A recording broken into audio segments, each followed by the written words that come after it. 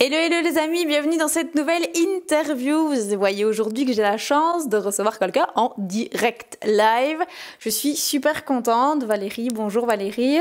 Coucou, bonjour France. Je vais oublier par moment de passer le micro. Valérie, aujourd'hui, j'ai eu envie de t'interviewer parce que tu as un parcours un petit peu atypique et puis parce que c'est une enveloppeuse d'âme. Alors tu vas avoir la chance de découvrir c'est quoi une enveloppeuse d'âme. Tu te doutes évidemment que je t'ai pêché une carte pour pouvoir un petit peu te présenter. Ça va être surprise, surprise, tu l'as pas vu. Donc pour chaque intervenant, je pêche une carte du jeu Dixit. J'aime beaucoup ce jeu et je demande à l'intervenant de se présenter au travers de cette carte. Alors, je vous la montre en priorité. Je vais vous la mettre en grand et découverte. Donc, au travers de cette carte, j'aimerais que tu me décrives ce que tu vois et puis aussi, du coup, en quoi ça peut être le reflet de ta vie, de ton parcours. À quoi ça te fait penser ? Eh bien, dis donc, alors déjà, le premier truc qui me saute aux yeux, c'est les arbres. Alors, si je suis une petite fée de la nature, c'est parce que vous vous doutez bien que j'ai vraiment cette fibre-là. Je suis une amoureuse de la nature, c'est devenu vraiment indispensable pour moi. Les grandes balades, d'être dans ce contact-là et de mettre tout ce que je peux qui a trait à la nature, à ce que ça nous apporte dans ce que je fais. Et donc je suis une grande randonneuse déjà. Alors c'est en même temps rigolo parce qu'on voit des pas.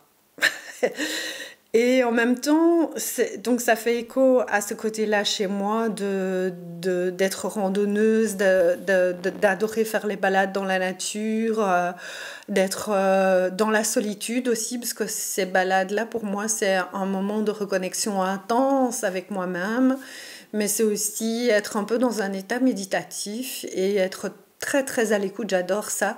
Écouter les bruits, parce que souvent... on est dans un bruit perpétuel de la ville, de l'agitation. Et en fait, quand on se reconnecte au bruit de la nature, on se rend compte qu'en fait, il n'y a jamais de silence, mais que ce sont des bruits qui nous habitent d'une autre manière. En tout cas, c'est mon cas à moi. Et alors, en même temps, je vois la loupe. Et donc, la loupe, ça fait virer vers le côté enveloppeuse de corps et d'âme.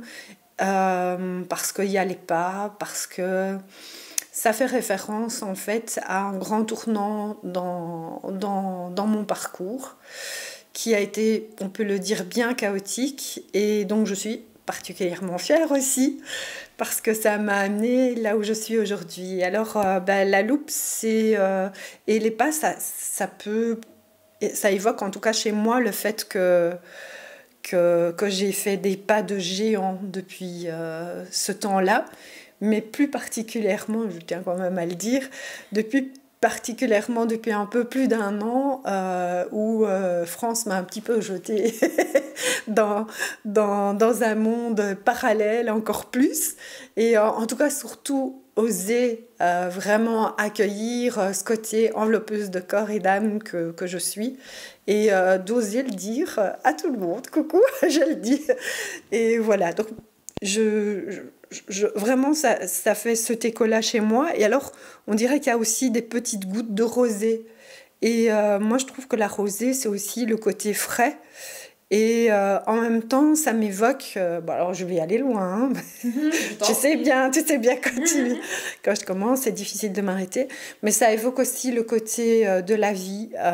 Et justement, ça a vraiment, vraiment un lien tout particulier avec mon côté enveloppeuse de corps et d'âme. Est-ce que du coup tu saurais nous expliquer c'est quoi derrière enveloppeuse de corps et d'âme? Parce que pour certaines personnes ça peut vibrer en eux, mais le cerveau rationnel il se dit mais c'est quoi ce truc? Ouais. Alors en fait c'est une façon de dire, de mettre des mots sur une particularité qui m'a pas tout de suite sauté aux yeux, mais quand même. En fait, j'ai fait des formations comme massothérapeute et comme réflexologue plantaire. Et quand j'ai commencé des massages pour futures mamans, parce que je suis une amoureuse de la vie, mais aussi j'adore... je trouve qu'il n'y a rien de plus beau qu'une femme enceinte, et en même temps, c'est une période tellement charnière dans la vie, parce qu'on va donner la vie, mais ça nous ramène à tellement de choses de son propre vécu, de son propre parcours. Et en même temps, il y a aussi le côté bébé. Mais je vais revenir au premier point. Et en fait, c'est en donnant un soin à une future maman que je me suis dit que j'étais en train de complètement dégazonner, de perdre les pédales, parce qu'il m'a semblé en fait entrer en contact avec le bébé. Et donc le bébé a communiqué avec moi. Alors je ne veux pas dire qu'il a parlé avec moi, quoique parfois on peut avoir des conversations assez rigolotes, mais voilà. Et donc c'est arrivé sous forme d'images, de bruit, de sons, de couleurs. Et voilà, je vais vous raconter pour que vous compreniez bien. Donc j'ai fait ce soin-là à cette maman. J'ai vu à quoi ressemblait son petit garçon. Et je l'ai vu grandir. Et donc j'ai vu plusieurs images de ce petit garçon-là, que je n'avais pas du tout vu l'échographie, parce que les échographies morpho, parfois ça, en 3D, là maintenant, ça donne... c'est effrayant. C'est effrayant. Et là, pas. Et en fait, donc moi, j'étais toujours encore dans l'époque, non, mais en fait, je suis folle, je suis en train de devenir folle. Et quand le petit garçon est né, elle m'a envoyé la photo de ce bébé, que j'ai aidé à naître aussi d'ailleurs. Et là, c'était la claque de ma vie, parce que c'était exactement ce petit garçon-là avec lequel j'étais entrée en communication. Et donc voilà, donc depuis... j'ai appris à accueillir ce don-là, et ça crée des histoires magnifiques. Et puis le côté enveloppeuse, pourquoi ? Parce que j'ai un côté très enveloppant, très maternant, très doux. Et justement, mon dada à moi, c'est de pouvoir faire en sorte que les futures mamans soient dans une petite bulle de bien-être pour elles, et que ça permette aussi à bébé de dire ce qu'il a à dire, parce qu'ils ont beaucoup de choses à dire avant de naître et avant d'oublier. Voilà. Et c'est intéressant ce que tu dis, parce que en tant que maman, on ne voit pas, en tant que future maman, on n'imagine pas que s'il faut 9 mois pour que ce petit bout il arrive, c'est pas juste la création de ces cellules qui se multiplient, c'est un être à part entière qu'on met au monde et qu'il y a déjà des choses à nous apprendre. Et c'est ça aussi, au travers, tu m'expliquais que quand tu as découvert ce don d'enveloppeuse d'âme, c'est un don aussi qui t'a fait peur, parce que tu percevais des choses que le bébé avait à dire à sa maman, qui parfois ne sont pas simples à entendre en tant que futur parent. Oui, tout à fait. Et c'est aussi quelque chose qu'il faut savoir s'approprier. Oui, peut-être... Redis-moi un peu les choses, parce que je crois que... J'ai pas de question, c'est par rapport au fait que y a des choses qu'en tant que futur parent, on doit pouvoir entendre, oui. Et que justement, le bébé est là pour donner un message. Oui. Oui, parce que c'est vrai qu'on est aussi, je disais par rapport aux futures mamans, c'est vrai qu'on est souvent enferré dans son propre parcours de vie qui nous permet parfois pas de comprendre même ce qui nous arrive. Alors je pense aux mamans qui ont du mal à mettre au monde leur enfant, donc bébé qui vient beaucoup plus tardivement parce que y a un tas de craintes, mais des craintes qui sont pas identifiées par les futures mamans ou même par les parents, parce que les papas ont aussi leur rôle là-dedans. Et du coup, bébé parfois peut simplement exprimer que les craintes, elles sont souvent en fait pas les siennes, et que c'est ok. Donc il peut arriver que maman, elle peut se détendre en fait. Parfois aussi, ce qui m'est arrivé une fois, c'est d'avoir un bébé qui disait qu'il avait besoin que maman lève vraiment le pied. Et là où ça a été un moment très très très intense aussi, parce que j'ai senti qu'il y avait cette urgence-là à le dire et vraiment le verbaliser, à dire à cette maman, il faut que tu lèves le pied, mais dans tous les sens du terme, parce que sinon ta petite fille elle est en train de s'épuiser et elle risque de ne pas naître. Et ça, c'est vraiment compliqué parce que c'est sûr que c'est une responsabilité. Et quand on n'arrive pas vraiment à encore conceptualiser, ça, c'est compliqué. Mais donc voilà, j'ai appris vraiment à dire les choses. Alors évidemment, on série, on ne donne pas de formule toute faite, hein, mais on oriente vers les messages, enfin j'oriente en tout cas vers les messages que je reçois. Et en fait, chaque fois, ça fait sens aux parents. Et ça, c'est vraiment incroyable. Et dans cette situation dont je parle justement, papa a pu faire lien avec tout ça et lui voir aussi le comportement de sa compagne et dire, ah bah oui, tiens, mais c'est vrai qu'en fait, tu as tout à fait raison. Et ce qui est fabuleux, c'est que les enfants, les bébés, nous donnent toutes ces informations-là. Ils connaissent très bien leurs parents, ils savent très bien où ils vont mettre les pieds. Après, ils l'oublient. Une fois qu'ils arrivent sur Terre, ils oublient. Mais à ce moment-là, et ils donnent des précieuses indications. Et souvent, les parents, puisque maintenant, ça fait quelque temps que j'ai pu expérimenter ça, et les parents peuvent revenir, notamment il y a un petit bout maintenant qui a bientôt 3 ans, et les parents reviennent avec des choses que j'ai dit, disant ah ben en fait on le vit avec lui là maintenant, et ça c'est juste cadeau génialissime pour tout le monde, quoi. Tu me fais penser quand tu dis que les enfants, bah, ils nous choisissent avant même, enfin on les choisit pas, c'est eux qui nous choisissent. Parce que moi, ma fille, je crois qu'elle avait 3-4 ans, et puis je discutais avec elle, et elle me dit, mais maman, tu sais, moi je t'ai choisi, je te connaissais déjà. Hein. C'est là que tu dis, ah ouais, quand même. Et c'est là que tu vois tout le... Enfin, moi, je suis admirative de ce don que tu as et de la contribution que tu as dans l'idée de pouvoir accompagner ces mamans, parce qu'au fond, tu fais le pont sur quelque chose qu'on n'imagine pas possible. Avant de te rencontrer, je ne savais pas du tout que c'était possible de connecter comme ça avec le bébé, et c'est un petit peu comme si toi tu faisais la messagère de quelque chose d'invisible, d'impalpable entre les futurs parents et ce petit bout, cette âme qui est en train de se créer, de s'incarner progressivement dans ce bébé.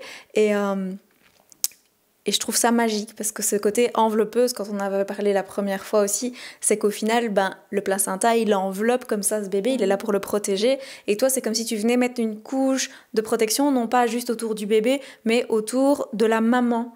Et du coup, du bébé en plus. Oui. Ben oui, c'est ça. Hein. C'est permettre à la maman, je m'en suis pas rendu compte tout de suite aussi, mais c'est vraiment permettre à la maman de se replier, enfin, c'est pas se replier, mais de se retrouver elle-même. Elle oublie un instant qu'elle a son bébé, ou elle l'oublie pas, parce que souvent les bébés sont soit hyper agités, soit ils se calment, et ils se mettent autrement. Et en tout cas, les mamans me disent souvent après qu'elles sentent leur bébé de manière différente après un soin. Et oui, donc le fait qu'elle puisse se recentrer sur elle-même sans se préoccuper de ce petit loulou-là pendant le temps du soin, c'est aussi un moment où elles sont sans doute beaucoup plus sensibles aussi à elles, parce que la société leur impose que dès qu'elles sont enceintes, que c'est officiel, etc., qu'elles doivent prendre soin de ce bébé-là, qu'elles ne peuvent plus faire ça et ça et ça. Elles rentrent dans un milieu hyper médicalisé, surtout quand c'est une première grossesse où on ne sait pas du tout à quelle sauce on va être mangé, qu'on entend des médecins nous donner des formules magiques. Et ce que je remarque, c'est que de ce fait-là, les parents ont souvent tendance à s'oublier, et maman en particulier, et d'endosser la cape bien lourde, bien chargée de super maman avant l'heure, alors que, en fait, je pense que de manière innée, et même si ça se travaille, on sait ce qui est bon pour nous, et a fortiori pour notre bébé. Et j'essaye aussi de restaurer cette confiance en soi et se dire ok, la société te dit d'être comme ça, mais fais-toi confiance à toi-même, Parce que toi-même, tu sais, parce que toi-même, tu as été dans ce petit cocon, toi-même, tu as été dans un placenta, toi-même, tu véhicules aussi tout un parcours. Et voilà, se l'approprier, c'est des moments aussi précieux, je pense. Et dans ce que tu partages, si je peux partager, du coup, ça connecte sur ma grossesse où j'ai eu une magnifique grossesse, mais complètement dans le contrôle. Dans le contrôle de tout, de tu peux pas, tu dois pas. Ou même à un moment donné, j'ai demandé pour arrêter d'avoir des échographies parce que c'était trop rapproché et que j'avais pas le temps, du coup, de profiter parce que je profitais plus, en fait. Et j'étais tout le temps dans le faire, il faut faire parce que il faut. C'était vraiment ça, il faut. Et même pas qu'en tant que femme, c'était même pas qu'en tant qu'être humain, c'était en mode robot. Ok, je vais avoir un bébé, mais j'étais devenue un robot. Et quand je t'entends, et ça fait un moment maintenant qu'on se connaît, quand tu parles des femmes, je trouve qu'il y a quelque chose, et c'est vrai que c'est vraiment l'enveloppe à chaque fois. Tu crées en fait cette bulle de légèreté où en fait on vient déposer tout ce qui fait qu'on fait ah. C'est vraiment ça que tu invites à faire. C'est juste laisser l'espace pour se dire je me dépose, je peux me connecter à ma vulnérabilité, je peux être moi-même, j'ai presque ce côté, moi je peux redevenir le petit enfant. Même si je suis enceinte, même si je vais être maman, je suis quand même encore ce petit enfant qui a besoin d'être couvé, d'être cocooné, de revenir sur ce... Oui, c'est vraiment ça, cette petite... Enfin, moi, en tout cas, dans mon cas, j'aurais eu envie d'avoir cette personne qui me disait juste t'as le droit de pas être parfaite, t'as le droit de pas y arriver, t'as le droit d'avoir peur, t'as le droit de pas être à la hauteur, t'as le droit de te sentir coupable. Par contre, c'est pas que de ta faute, c'est pas de ta faute. Ouais. Donc c'est à ça que tu nous invites, c'est à revenir sur... Et c'est pour ça que quand tu dis t'as quelque chose de très maternant, c'est que du coup tu invites la future maman à redevenir l'espace d'un moment juste cette petite fille. Juste cette petite fille qui, certes, va être maman, mais juste cette petite fille avec toute sa spontanéité de vulnérabilité. Ouais. Ben oui, parce que la vulnérabilité, c'est aussi une force, contrairement à ce qu'on nous inculque et contrairement à ce qu'on peut penser de manière générale. Et oui, et d'ailleurs, au plus le temps avance, au plus je fais ces expériences-là, au plus c'est vrai que j'ai envie de développer cette particularité-là aussi et d'offrir un espace vraiment de parole aux futures mamans. Et je ne détiens pas le monopole de tout savoir, hein, loin de là. Mais donc j'ai un projet qui est dans ma tête, qui commence à vraiment bien prendre forme, mais où ce serait vraiment créer des ateliers, des journées où les futures mamans pourraient se mettre ensemble, discuter.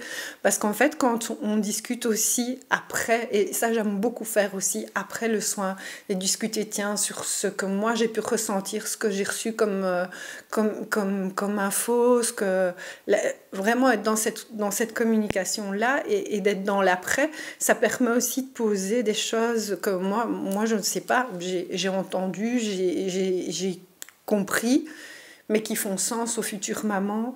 Et alors ce que je me rends compte effectivement, c'est qu'il y en a beaucoup qui ont beaucoup de choses à dire, mais qui n'ont pas d'espace où le déposer. Comme ce que tu disais, oh, mais je suis un robot, mais en fait, je suis complètement déconnectée de mon bébé. Je ne sais même pas comment faire pour être en contact avec ce bébé-là. Oh, ben en fait, si on m'avait dit qu'être enceinte, c'est avoir un alien dans le bidou et que ça bouge dans tous les sens et que je suis essoufflée alors que je faisais de la course à pied, et là, je suis essoufflée au bout de 200 mètres que je fais... Voilà, c'est autant de choses, mais quand on dit, ou bien dire non, mais en fait, moi, la grossesse, c'est juste l'enfer, vivement que ça s'arrête, ben ça, c'est des choses qu'on ne peut pas dire. Il faut toujours donner une image très belle, très à l'eau de rose, et c'est tellement pas ça. Et je pense, moi, je suis intimement convaincue que poser ces choses-là, c'est déposer aussi une partie de son fardeau, et c'est de se dire, ok, et c'est aussi ça la vie. Et ça, on ne me l'avait peut-être pas dit, mais c'est aussi ça. Et pouvoir voilà, se mettre ensemble, en discuter, puis faire des très chouettes choses, parce que je pense qu'il y a moyen aussi de... c'est une période aussi très propice à laisser aller la créativité. Et la créativité dans tous les sens du terme. Et alors, du coup, c'est aussi retrouver... tu parlais de sa petite fille, mais c'est aussi la créativité, c'est réveiller le petit enfant qui est en nous.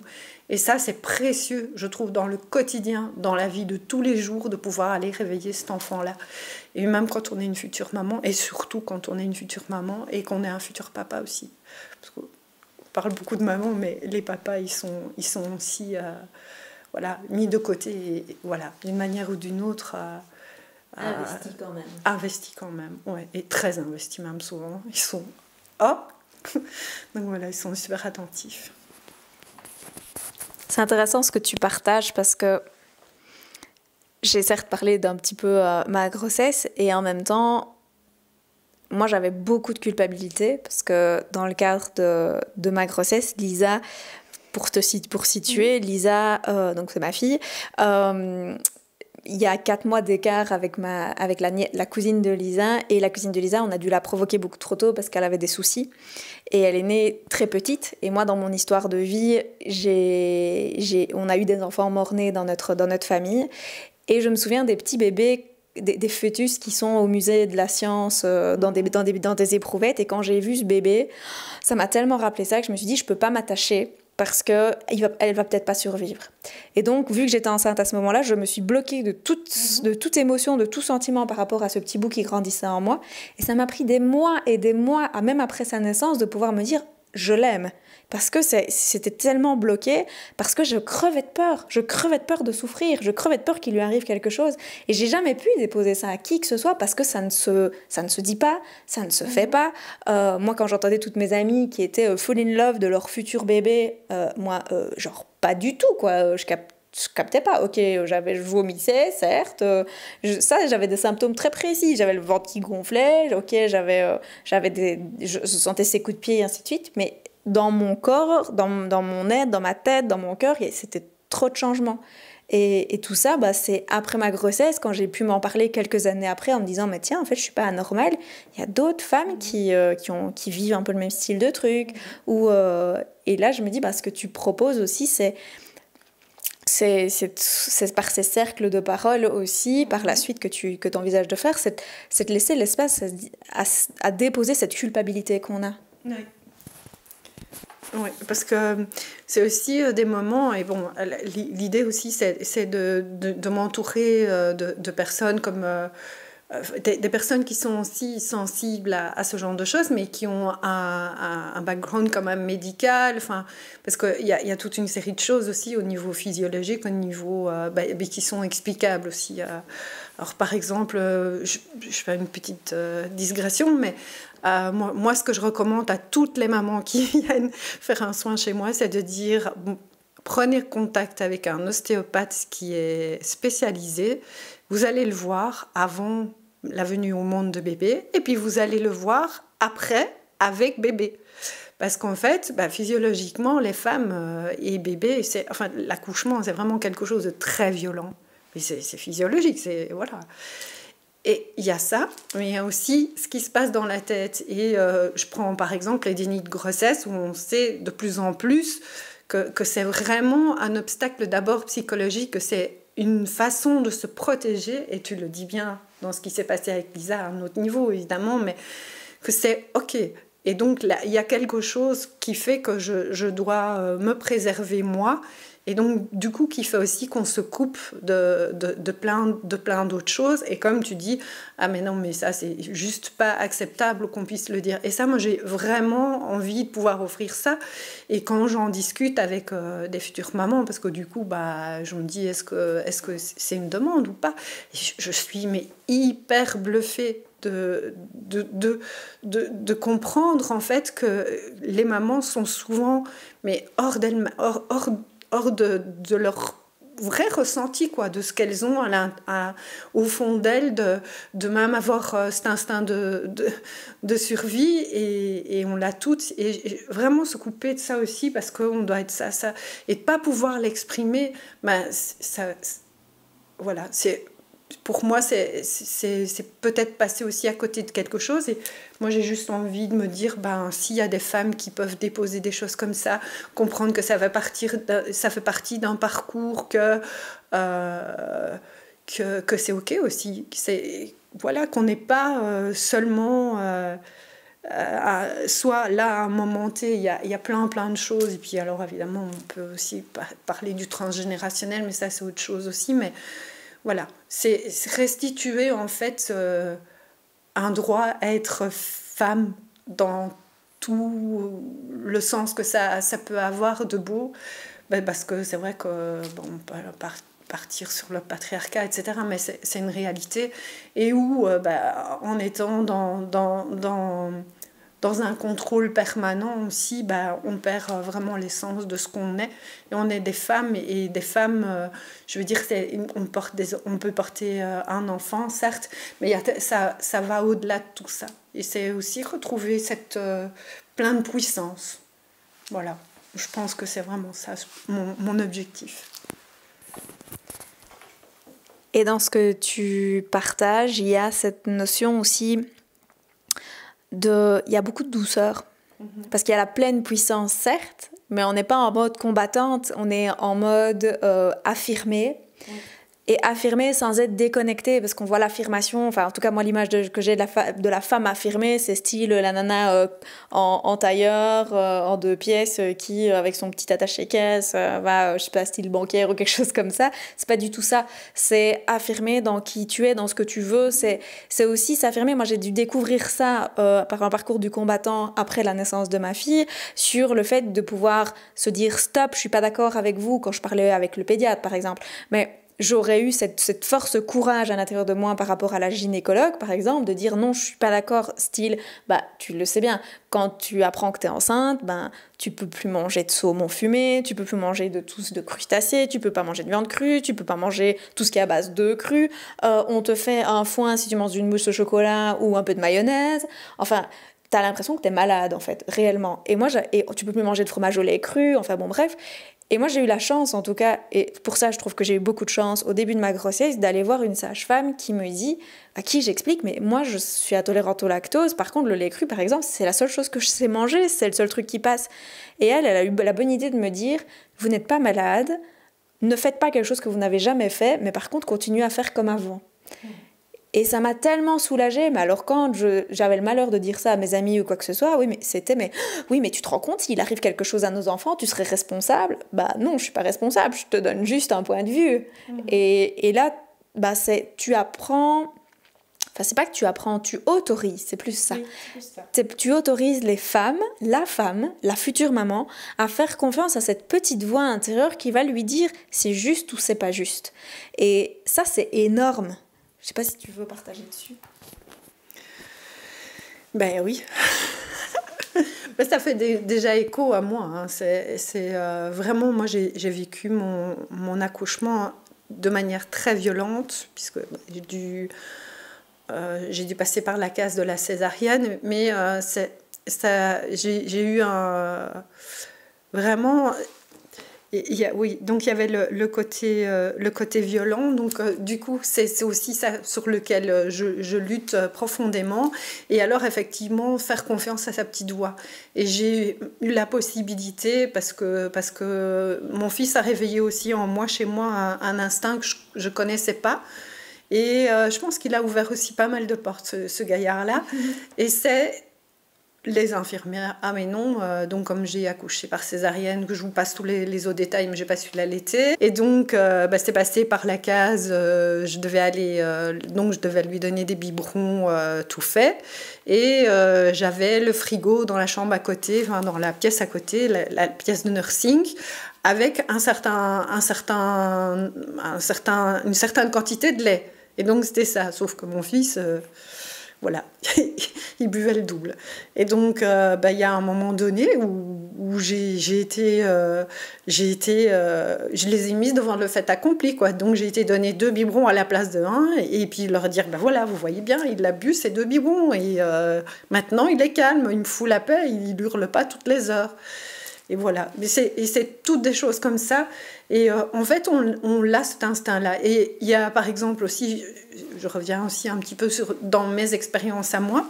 Donc, j'ai une collègue aussi pour laquelle il y a eu un soin, avec aussi petit bébé qui avait quand même des difficultés à arriver sur Terre et qui est né très petit, très chétif. et qu'il y a eu un problème, ce qu'on n'a pas forcément détecté de cette manière-là à l'hôpital. Et donc, il a eu un problème de régulation de la température. Et donc, à un moment donné, on le mettait en pot à pot, mais c'est un petit garçon qui a très vite chaud. Et ça, c'est encore comme ça à l'heure d'aujourd'hui. Il s'agite et hop, c'est parti. Et donc, le pot à pot faisait monter sa température, mais de façon exponentielle. Tant et si bien qu'à deux jours de vie, ce petit gaillard-là a eu une ponction lombaire parce que les médicaments n'arrivaient pas à faire descendre sa température, ce qui était logique. Et la maman m'a dit, a posteriori, mais purée, en fait, je le savais depuis le départ que c'est parce qu'on le couvrait de trop et instinctivement, au fond de moi, c'est cette petite voix-là qui me disait « Mais en fait, c'est ça, le prendre peau contre peau, oui, mais pas le mettre avec 50 couches. » Et voilà, et faire plus confiance, etc. Et oui. Et du coup, c'est aussi ce qu'on appelle les violences médicales, mais dont on ne parle pas beaucoup, mais qui sont quand même vraies. Et beaucoup de femmes le diront après, ah ben oui, c'est vrai, on ne m'a pas demandé mon avis pour une épisio, on ne m'a pas demandé mon avis pour 36 millions de choses. Pour l'antibio qu'on injecte aux femmes qui vont accoucher. Oui, ce genre de choses-là. Parce qu'il y a des protocoles tout faits et que pour avoir la paix, et avec tout ce que ça a comme à côté aussi, parce qu'on sait bien que le milieu médical, ils sont vachement mis à mal aussi, mais voilà. Donc c'est tout ça. C'est un ensemble de choses, mais qui me font aussi avoir envie d'apporter ma petite touche à l'édifice. Et peut-être, alors là, je suis un peu utopiste, mais pas tant que ça, je pense. C'est aussi de se dire, c'est ouvrir des portes comme ça vers le monde médical, vers que les personnes se rendent compte au fur et à mesure que, en fait... il n'y a pas une recette implacable à même pour tout le monde. Il y a chacun sa recette, parce qu'on est chacun un être unique. Et chacun, on fait ce qu'on peut avec ce qu'on a à transmettre. Mais que d'ouvrir des petites portes et permettre de déposer certaines choses, de prendre conscience, ça permet aussi à soi de s'approprier au mieux sa vie, son parcours. Et d'avoir envie comme moi, de s'étendre, de discuter pendant des heures. Parce que là, ce que tu nous parles, c'est un petit peu comme si tu étais un genre de point de départ. Ouais, parce que c'est un peu cette notion de je découvre au travers des soins que je suis une personne qui a certes besoin, qui a des besoins et qui, au travers de la grossesse, met peut-être ses besoins de côté.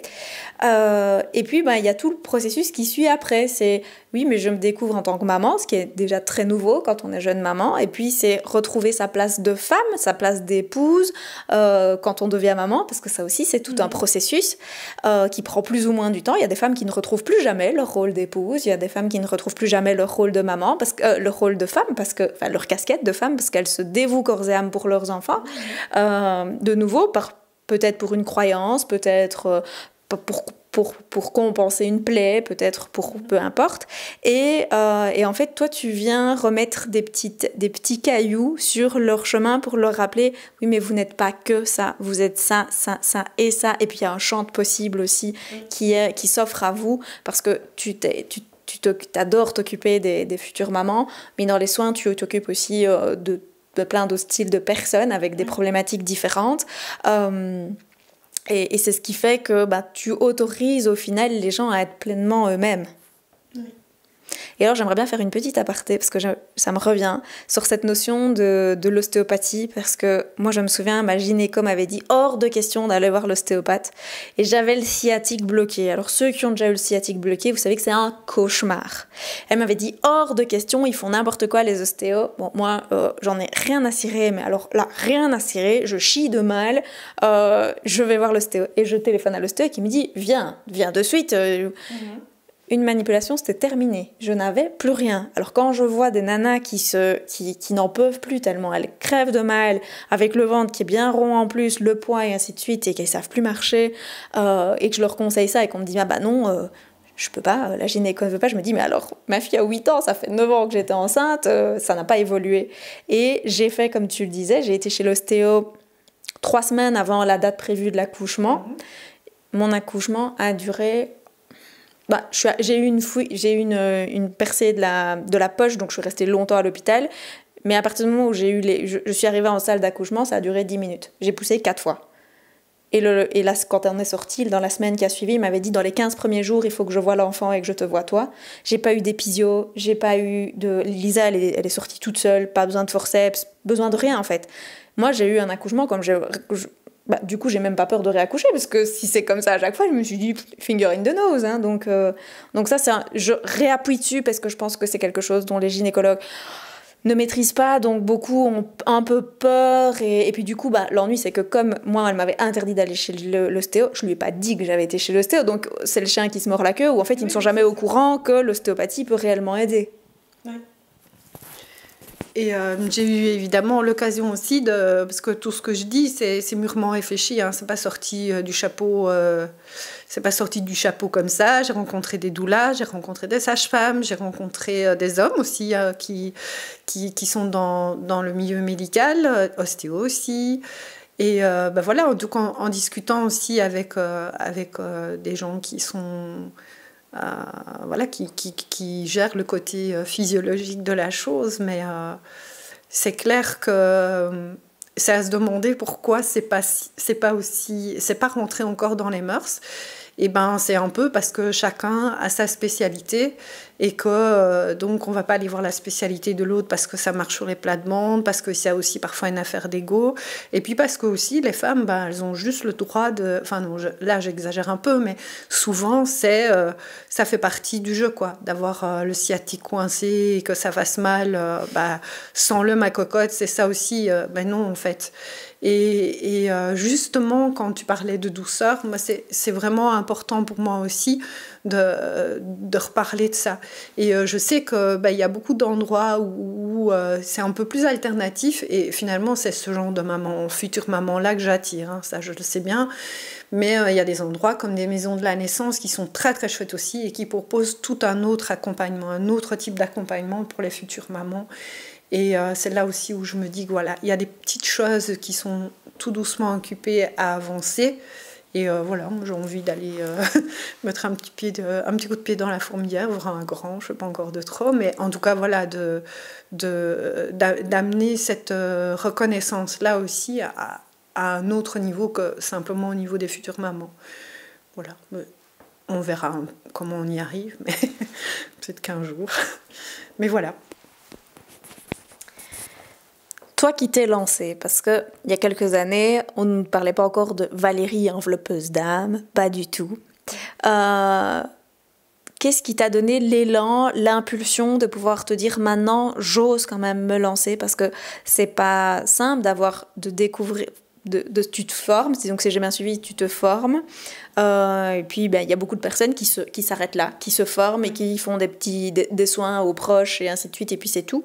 Et toi tu te dis, non, j'ai un don, ce serait très égoïste de le garder juste pour quelques personnes, j'ai envie de le partager à plus grand nombre. C'est quoi le switch pour toi? Un coaching avec France. Non, sérieusement, c'est vrai, ça a vraiment fait l'effet catapulte. Après, en fait, c'est l'entourage aussi. Et puis la sagesse. Je pense que voilà, moi le premier pas, et que je me rends compte que là aussi c'est des choses qui reviennent vers moi, c'était un gros burn-out où alors on vous dit pour aller mieux madame il faut faire des choses qui vous motivent. Qu'est-ce qui me motivait? Pas grand-chose, hein. On va dire le burn-out, en fait, on est tellement épuisé qu'il n'y a pas grand-chose qui nous motivait, enfin qui nous motive. Et puis là, je me suis dit, ouais, mais j'aime bien faire des massages, ouais, pourquoi pas. Et donc, j'ai fait une formation un jour parce que c'était passé sur Internet, sur Facebook, que j'avais vu, tiens, formation, oh oui, tiens, c'est pas cher, moi. Et puis, c'était en formation, la formatrice m'a dit, mais tu as vraiment quelque chose dans les mains, il faudrait bien que tu en fasses quelque chose. Tu ferais pas ça et ça, et notamment de la réflexologie. Et puis ça, plus ça, d'abord, je me suis dit, non, mais je suis pas légitime pour faire rien du tout. Et puis en fait, j'ai commencé à écouter un peu plus les amis qui me disaient mais non, mais en fait, nous, ça fait des années que tu poses tes mains sur nous et que quand on a mal au dos, on vient chez toi, t'appuies là où ça fait mal, ça prend 5 minutes pour voir où on a mal et puis ça va déjà mieux. Alors je me suis dit mais mince, ben oui, en fait, pourquoi pas? Pourquoi pas? Et puis j'ai lâché un petit peu plus et je me suis dit je vais masser autre que d'autres personnes, que des personnes de mon entourage. Et puis, y a l'effet qui se coule, hein, c'est waouh! Ah, mais c'est vraiment super ce que tu fais. Oui, alors on a un petit peu dur au début. Vraiment, j'avais dur à accepter que je puisse avoir ce don-là, que je puisse avoir cette capacité, que je puisse. Ouais, oui. Au début, est-ce que ce don que tu avais, tu l'as directement perçu comme un don? Parce que j'entends beaucoup de personnes, par exemple, dans la notion du Reiki, du Laoshi, qui me disent « Oui, mais moi, je vois pas l'énergie. Oui, mais moi, je suis pas sûre de ce que je ressens. » Toi, est-ce que tu t'es dit « Ah bah non, je vois, j'entends. » Non, pas du tout. Non, c'est pour ça que c'est venu vraiment progressivement, c'était par étapes. Et puis voilà, c'était oui, non, mais ce que tu fais, c'est vraiment chouette et tout. Et puis oui, mais vraiment l'acceptation de se dire ouais. Et puis, mais c'est même oui, mais qu'est-ce que j'en fais? Enfin, oui, mais non, en fait. Et c'est vrai que c'est dans on s'en rend pas compte parce qu'en fait, c'est en nous. C'est vraiment nous. C'est quelque chose d'inné. Un don, c'est vraiment ça. Et en fait, on y met tellement de couches. On met tellement de couches dessus, de couches de son propre parcours à soi, du regard des autres, parce que qui dit assumer aussi un don, quel qu'il soit, c'est aussi souvent être en décalage avec le monde entier. Et au final, c'est aussi faire face à ses propres peurs, à ce que les autres pas nous induisent, mais comment expliquer ça? Donc en fait, on projette aussi ses peurs sur les autres et on se dit les autres vont me prendre pour une tarée. Et en fait, au plus on assume, au plus on est à l'aise avec ces choses-là, sans se prendre le melon, hein, parce que je pense que c'est aussi une question d'humilité, c'est une question d'expérience, c'est une question de se remettre en question, c'est une question aussi de pas rester sur des acquis, d'ouvrir le monde des possibles, hein, parce qu'en fait, c'est un peu ça que ça m'a appris. Vraiment, le coaching avec France, c'est je me suis retrouvée un jour avec cette image-là d'être au bord de la falaise et de me dire « Oh, mince, mais en fait, je suis capable de faire tout ça ». Et c'est de voir qu'il y a un monde de possibles qui s'ouvre à nous. Et c'est alors aller faire son marché et dire tiens, mais qu'est-ce qui me parle à moi? C'est quoi ce qui fait vibrer mon cœur? C'est quoi mon projet de cœur? Qu'est-ce qui va faire que j'ai envie d'avancer? Et ces petits pas-là qu'on fait les uns après les autres, en fait, il y a un moment donné où on se rend compte que ça devient d'une évidence et puis que des portes, et des portes de plus en plus grandes, elles s'ouvrent et que on rencontre les bonnes personnes au bon moment, on fait des bons choix ou pas, mais on fait des apprentissages. Et je pense que c'est en restant dans cette optique de je suis pas Dieu, je sais pas tout, mais j'ai quelque chose en moi et c'est ok. Parce que c'est ça, vraiment, le secret. Ok, j'ai ça en moi et c'est ok. Et ça fait vraiment la différence. C'est un grand oui et. Ouais. C'est plus un oui mais ou un non mais, c'est un oui et. Ouais. Et c'est ça que j'aime beaucoup dans la notion de personnes qui se sentent illégitimes, c'est que l'illégitimité, pour moi, c'est déjà pas fondamentalement un syndrome, on passe tous par ça qui est passé, j'y suis passée aussi, de temps en temps, on y retourne, de temps en temps, on se dit, allez hop, c'est sympa, on aime bien. Non, c'est pas spécialement le cas. Par contre, ce que j'aime beaucoup dans cette notion de sensation de pas être légitime ou de pas être à la hauteur, on met ce qu'on veut derrière, c'est que je trouve que ça met beaucoup d'humilité dans la personne parce qu'au fait, quand tu te poses la question d'être légitime, d'être à la hauteur ou quoi que ce soit, c'est parce que tu veux réellement contribuer. Tu veux réellement apporter de la valeur à la personne qui va venir payer pour tes services, pour ton produit ou quoi que ce soit. Et donc, tu as envie de donner le meilleur de toi. Et je pense aussi par rapport à la question que je te posais, si tu avais senti dès le début dans tes mains que tu avais un don ou quoi que ce soit, si tu avais de la chaleur, de la lumière ou quoi que ce soit, c'est parce que c'est comme si notre cerveau rationnel voulait se rassurer, parce que c'est quelque chose qui ne se voit pas, qui ne s'entend pas, qui ne se perçoit par aucun... Enfin, si tu le sens dans tes mains, donc ton toucher, mais pas le toucher, c'est un toucher subtil, c'est quelque chose qui ne se perçoit pas, c'est un ressenti en fait plus qu'un toucher, et on n'a pas suffisamment confiance en ce ressenti. Ouais. Et je sais plus ce que je voulais dire par rapport à ça, mais c'est pas grave, c'est que ça devait être là. Donc, j'aime cette notion aussi de se dire, ok, on a des dons qu'on ne comprend pas, qu'on ne voit pas, qu'on n'entend pas, qu'on ressent à l'intérieur de soi, mais pour lesquels on n'est pas confiant. Et cette notion de se dire, allez, je passe à l'action, je teste.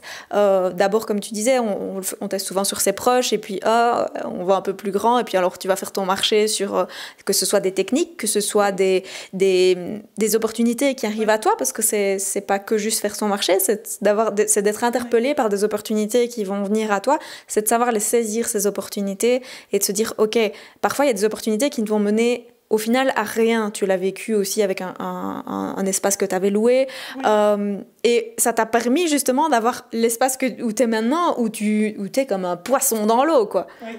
Donc c'est vraiment de se dire, allez, il y a des opportunités que je vais saisir qui certes ne vont pas me servir mais vont m'apprendre, et du coup ça va laisser la place pour de nouvelles opportunités aussi qui vont être juste magiques.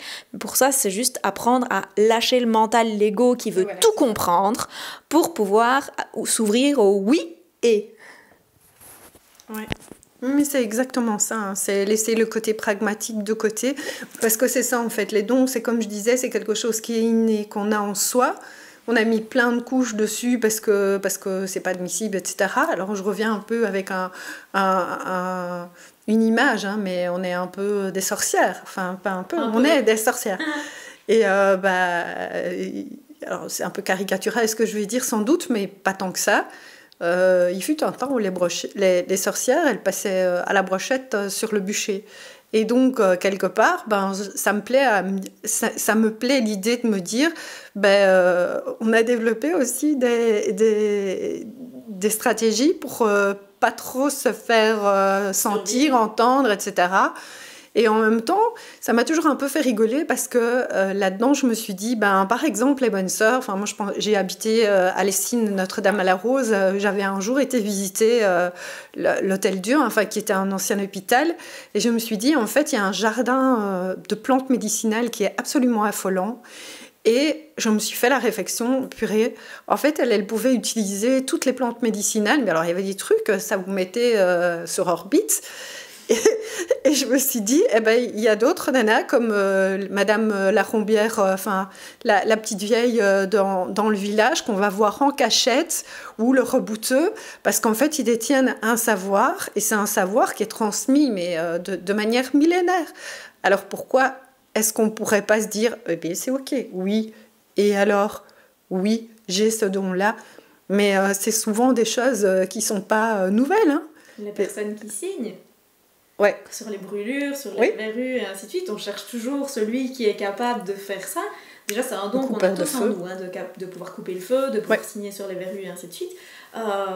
Mais voilà, ça existe depuis la nuit des temps. Et ce sont des informations qui se transmettent de génération en génération de manière orale. Oui. Et dans notre société actuelle, on veut que tout soit pas réécrit. On estime que les premières sociétés, c'est par exemple les Égyptiens, parce que c'est les premiers écrits qu'on va retrouver, par exemple. C'est pas le cas. Les plus grandes choses se perpétuent de manière verbale, de génération en génération. Et c'est ça que on dévie complètement, hein, mais c'est pas très grave. Mais je me faisais hier la réflexion, parce que j'ai fait un live sur une limonade de sureau que je fais, et je me dis, mais c'est con, moi, mes grands-mères, elles sont parties avec tous leurs bons plans. Parce qu'il fallait qu'on garde ça pour nous, parce que si ça se dévoilait, les gens seraient juste mieux. Et je me dis, mais en fait, qu'est-ce que c'est con ? Parce qu'au final, elles partent avec leur super technique pour faire les méga meilleurs boulets du monde, leur super recette pour faire les super spéculoses. Et quand un jour on a eu le malheur de donner notre recette de spéculose, on s'est fait incendier par mon père en disant mais c'est une recette secrète de famille. Mais non, mais autant faire profiter le monde de ces super spéculoses. Donc c'est des choses comme ça où on partage. Il est temps qu'on arrête d'avoir tous ces espèces de secrets et qu'on n'ose en parler ouvertement, que ce soit de la maternité, que ce soit des dons qu'on peut avoir. Alors c'est clair que on va pas révolutionner le monde ici en 1 heure toutes les deux et peut-être chez vous. C'est juste de s'autoriser à un petit peu titiller des trucs qui vous font un peu flipper ou un petit peu titiller la société, un petit peu titiller vos collègues, un petit peu titiller... Alors ça veut pas dire que ça doit être inconfortable et de ne pas le faire, c'est juste ce petit truc qui te dit je sens que c'est juste, je trouve l'énergie suffisante pour le faire, mais ça doit pas être trop inconfortable parce que si c'est trop inconfortable, tu ne le fais pas. Et donc, c'est s'autoriser. On parlait du milieu médical dans lequel il y a beaucoup de protocoles parce que l'objectif, on a peur qu'il arrive quelque chose, donc on évite les problèmes en fait. Par contre, dans le milieu médical, il y a quand même une quantité industrielle de personnel soignant qui sont hyper connectés et qui s'autorisent pas à en parler parce qu'ils ont peur du jugement de leurs collègues. Ouais. Et toi, tu travailles maintenant avec principalement des personnes qui sont dans le milieu médical et tu me disais en arrivant, mais c'est trop bien, maintenant elles s'offrent de soi les unes les autres, alors qu'au début, c'était sur la pointe des pieds que tu arrivais en mode « Coucou, je vais un petit peu vous expliquer une autre manière de vivre. » Oui. D'ailleurs, quand j'ai été me présenter, parce que j'ai quand même aussi bien un petit entretien d'embauche, il y a la personne qui m'a dit ouais, peut-être que dans un premier temps, il ne faut pas que tu dises tout ça. Parce que ça va pas passer, quoi. Ici, il y a des kinés, ostéo, tout ça, sexo, gynéco, donc... Et quand je vois maintenant, en fait, oui, c'est ça. Hein, on s'offre à des bons cadeaux, bien oui, va chez elle, ou des gens de ce milieu médical-là qui m'envoient des patients en me disant dépression, burn-out, tu vas pouvoir lui faire du bien. Ou tiens, future maman, elle a un petit peu stressé de la vie, je te l'envoie aussi. Et donc voilà, c'est aussi une reconnaissance, quand on parlait de ça tout à l'heure, mais c'est aussi une reconnaissance. Et c'est des petits pas comme ça qu'on pose les uns après les autres qui, dans cette acceptation de ce don-là, c'est des cadeaux chaque fois. Moi, je dis c'est chaque fois des cadeaux un peu plus grands que je reçois. Et c'est juste, c'est ça le côté magique aussi, de pouvoir se dire à un moment donné, ok, et plus d'être dans le oui, mais si je fais ça, non, c'est oui et on se rend compte vraiment, vraiment, vraiment que il n'y a pas mort d'homme, quoi. Et au contraire, ça ouvre un monde de possibles, mais qui est vraiment réel, parce que ça peut paraître aussi un peu parfois chalala, tout ce qu'on entend, l'énergie, etc., etc. Mais c'est là, et ça a toujours été là. Mais c'est là même... Avant le langage, hein. Il y avait des choses qui voilà, les remèdes, hein, les chamans du temps des hommes préhistoriques, ils étaient là aussi. Il y avait la femme, souvent c'était une femme, mais des femmes médecins, qui détenaient le savoir des plantes, et ça se transmettait de manière traditionnelle. Et quand on voit encore des populations autochtones, c'est souvent comme ça que ça se passe. Il y a cette transmission-là qui est transgénérationnel et qui passe le temps. D'ailleurs, voilà. Ce qui est intéressant dans les populations indigènes, c'est cette notion du prénom. Nous, on donne un prénom à la naissance. Eux, ils donnent aussi un prénom à la naissance. Mais par contre, le prénom est voué à évoluer en fonction des talents qu'on a. Et donc, tu avais comme tu dis, femmes médecins. Et bien, donc, du coup, toi, on dit, c'est Valérie, c'est massothérapeute, enveloppeuse de corps et d'âme. À l'époque, t'aurais juste, dans une autre société, tu aurais juste été enveloppeuse de corps et d'âme. Ça aurait été ton prénom. Oui. Parce que tu étais dans toutes ces sociétés indigènes qu'on dit primitives, mais par contre, je trouve que si on switch un petit peu, on se rend compte qu'en fait, elles sont vachement plus connectées que nous. Nous, on est un peu plus déconnectés. on est connecté au Wi-Fi, mais pas du tout à l'être, en fait, nos dons sont voués à évoluer.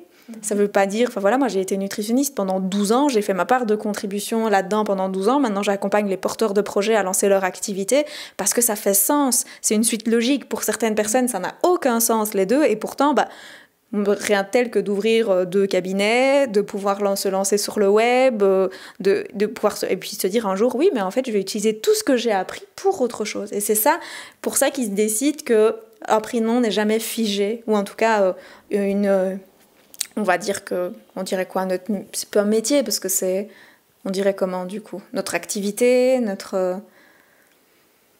nos talents sont voués à évoluer aussi. Ouais. Oui, c'est plus qu'un talent. Je ne trouve pas le mot comme ça, mais... On n'a pas encore de mots peut-être encore. Il faudrait peut-être qu'on l'invente. Oui, tout à fait. Et d'ailleurs, tu me partageais par rapport à l'ouverture du monde médical, tu partages ton espace avec une ostéopathe et j'ai adoré parce que tu me dis, bah oui, en fait, on co-crée cet espace, je dépose mes petites pierres et ainsi de suite. Peut-être que la nana, elle s'est jamais autorisée à le faire parce que c'était trop perché ou quoi que ce soit, mais elle s'intéresse à ce que tu fais et tout. Et donc, c'est vraiment cette notion de, en fait, moi, en semant mes petites graines, juste en étant moi-même, j'autorise les autres à rentrer dans un monde soit auquel ils ne croyaient pas, soit un monde auquel ils croyaient mais ils n'osaient pas en parler ouvertement et à être pleinement soi-même en fait. Mais c'est ce que je disais tout à l'heure, hein, c'est quand on ose, quand on se dit ok, j'y vais, et oui, j'ai un don et on y va, et qu'on ouvre des portes, en fait cette porte-là, j'ai rencontré cet ostéo, pas du tout dans ce cadre-là, c'était vraiment dans le monde privé, et où je l'entends encore dire, oui, alors à ce qui paraît, j'ai un don, j'ai un truc dans les mains, mais en fait, mais attends, je t'explique, t'es ostéo là. Oui. Et alors maintenant, elle commence à pouvoir dire, ok, il y a des fois où en fait, je fais plus très bien attention à ce que mes cahiers me disaient, et qu'il y a un truc où il y a ma petite voix là, le petit truc là au fond de moi, ouais, c'est quoi ce truc débile, mais non en fait, où elle dit, j'apprends à laisser mes mains aller là où elles doivent aller, et qu'en fait, elle se rend compte qu'au-delà de ces cours d'ostéopathie, il y a d'autres choses qui arrivent et que ça apporte vraiment un plus. Alors, c'est très rigolo parce que justement, c'est vrai qu'on est dans la co-création et donc, quand elle a mis l'avis, tiens, nous, on recherche quelqu'un pour venir agrémenter l'équipe, et puis je me suis dit, ouais, monde médical, ok, toi, tu vas arriver avec ton côté youpla boum, ça va être rigolo. Et puis j'ai quand même postulé parce qu'il y avait ma petite voix qui me disait c'est ça que tu dois faire. Et puis je me suis dit bon, je vous le dis aussi, ma petite voix me dit aussi souvent des trucs que je fais parce que si je le fais pas, elle revient et c'est plus fort et puis voilà. Donc, des fois ça devient vraiment très inconfortable.